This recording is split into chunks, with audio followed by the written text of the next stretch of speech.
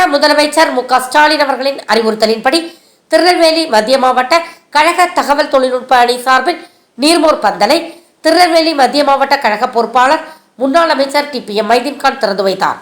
நிகழ்ச்சியில் மாவட்ட துணை செயலாளர்கள் எஸ்.வி. சுரேஷ், தர்மன், கிரிஜாகுமார், மேயர் சரவணன், கழக நிர்வாகிகள் ராஜா, முகமது, மீரான் மைதீன், துபாய் சாகுல், நெல்லை ரவி, அனிதா, காசிமணி, ஸ்ரீராம், வினோத், பாலை புகாரி மற்றும் கழக நிர்வாகிகள் பலர் கலந்து கொண்டனர். நிகழ்ச்சி ஏற்பாடுகளை மாவட்ட ஒருங்கிணைப்பாளர் வழக்கறிஞர் துரைசக்தி சீதா ராஜவர்மன் செய்திருந்தார்.